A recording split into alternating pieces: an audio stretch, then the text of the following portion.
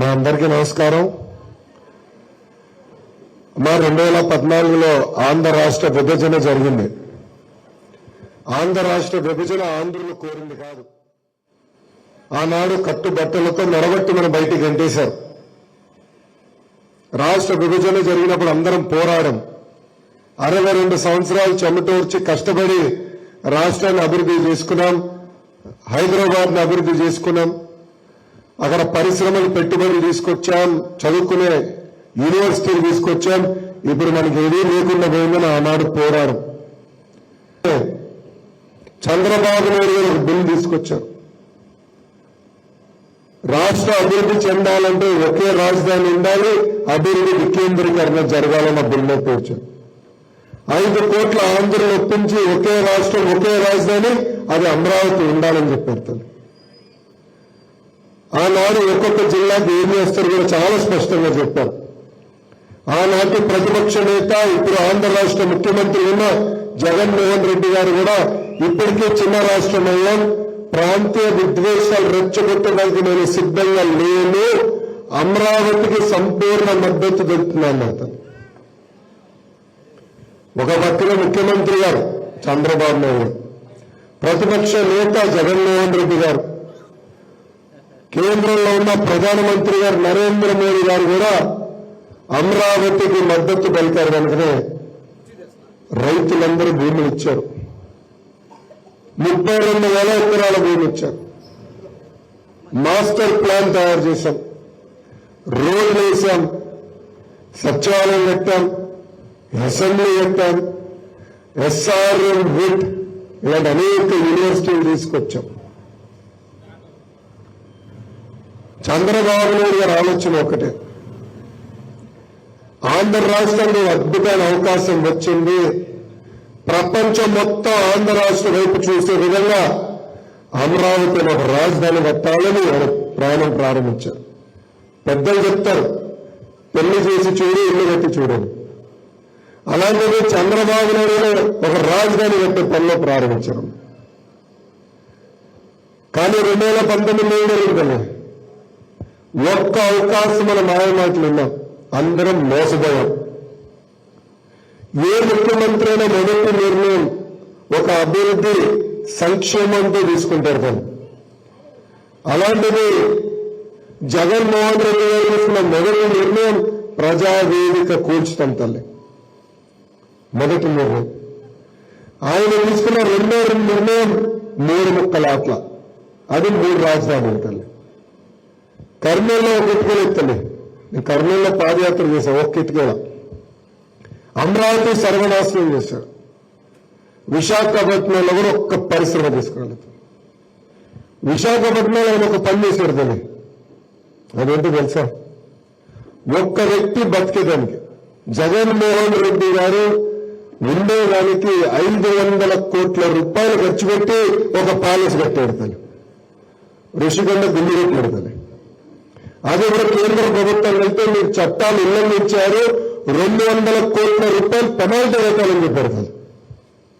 అంటే ఒక్క వ్యక్తి బతకడానికి 700 కోట్ల రూపాయలు ఖర్చు పెట్టి ఒక ప్యాలెస్ కట్టారు. అదే 700 కోట్ల రూపాయలు మంగళగిరి నియోజకవర్గ అభివృద్ధి కోసం ఖర్చు పెట్టుంటే ఈ రోజు భూగర్భ గురించి మనం మాట్లాడే పరిస్థితి ఉండదు కదా. అదే 700 కోట్ల రూపాయలు మంగళగిరి నియోజకవర్గం ఖర్చు పెట్టుంటే నీటి సమస్య శాశ్వతంగా పరిష్కారం. అదే 700 కోట్ల రూపాయలు మంగళగిరి నియోజకవర్గం ఖర్చు పెట్టుంటే నిరుపేద కుటుంబాలు ఇల్లు కట్టించే పరిస్థితి. అవన్నీ ఏం చేయాల, ఒక్క పరిశ్రమ రాల. గత 5 సంవత్సరాలు ఒక్క పరిశ్రమ రాలెత్తని, ఒక్కరికి ఉద్యోగాలు కల్పించలే ఈ ప్రభుత్వం. ఇప్పుడు కూడా మన పిల్లలు హైదరాబాద్, బెంగళూరు, చెన్నైకి వెళ్లే పరిస్థితి వచ్చింది. దయచేసి మనందరం ఆలోచించాలి తల్లి. ఈ ఎన్నికల కేవలం మన భవిష్యత్తు కాదు, మన పిల్లల భవిష్యత్తు ఆధారపడి ఉంటుంది. ఇది తెలుసుకున్న తెలుగుదేశం, జనసేన, భారతీయ జనతా పార్టీ కలిసికట్టుగా ఒక మేనిఫెస్టో రూపొందించాం. దాంట్లో బాగా సూపర్ 6 హామీలు ఇచ్చాం. మొదటి హామీ 5 సంవత్సరాల్లో 20 లక్షల ఉద్యోగాలు కల్పిస్తాం.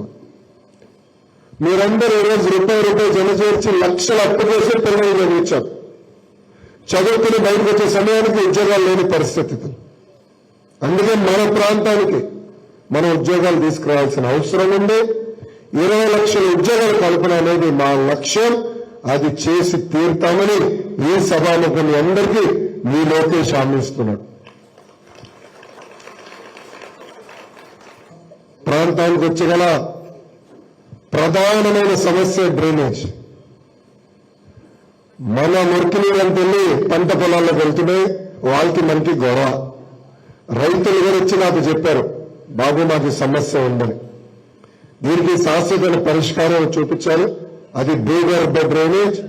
మన ప్రభుత్వం వచ్చిన వెంటనే భూగర్భ డ్రైనేజ్ చేసే బాధ్యత మేము తీసుకుంటాం తల్లి.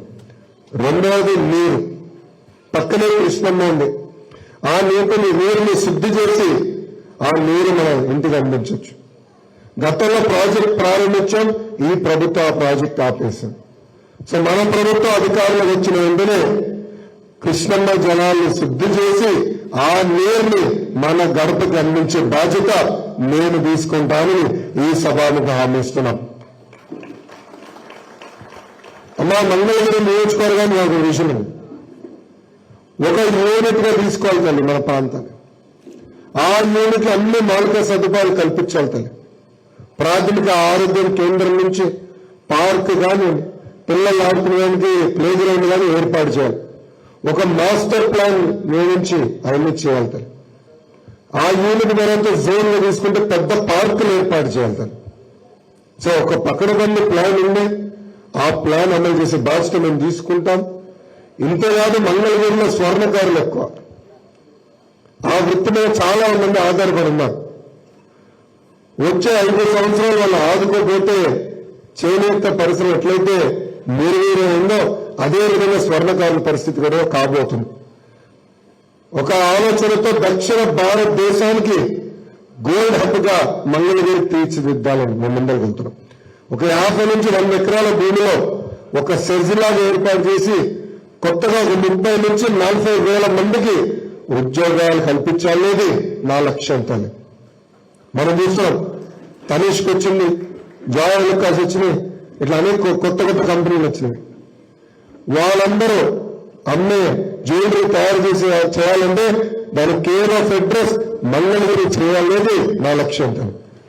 అంటే డిజైన్ దగ్గర నుంచి మ్యానుఫ్యాక్చరింగ్, టెస్టింగ్, ఇప్పుడు కొత్తగా ల్యాబ్లోనే వజ్రాలు తయారు చేస్తున్నాం. డైమండ్ కొత్త టెక్నాలజీలు వచ్చినాయి. మనం కూడా అప్గ్రేడ్ అవ్వాలి.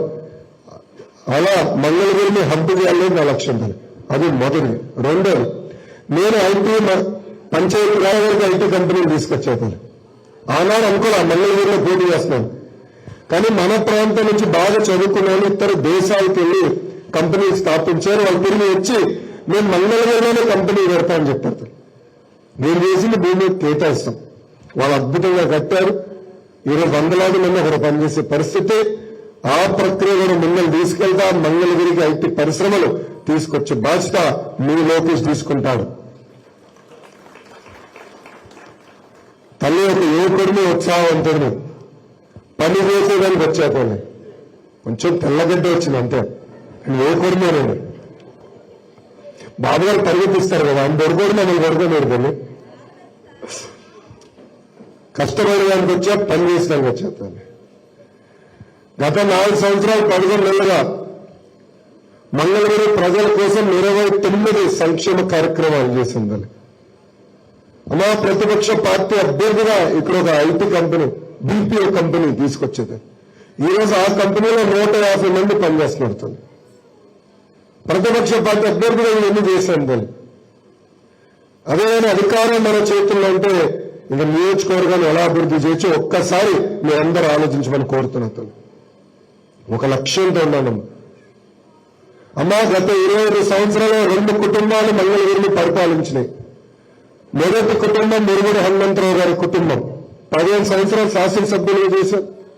దాని తర్వాత ఆళ్ళ రామకృష్ణారెడ్డి గారు 10 సంవత్సరాలు శాసనసభ్యులుగా చేశారు. తను ఈ 25 సంవత్సరాలు మీ జీవితంలో మార్పు వచ్చిందని ఆలోచించమంటున్నా. తను ఒక్క పరిశ్రమను తీసుకొచ్చారని ఆలోచించమంటున్నా. తను ఒక నిరుపేద కుటుంబానికి పట్టాలు ఇస్తాం కానీ ఇల్లు కట్టించారని ఒక్కసారి అందరం ఆలోచించాలి.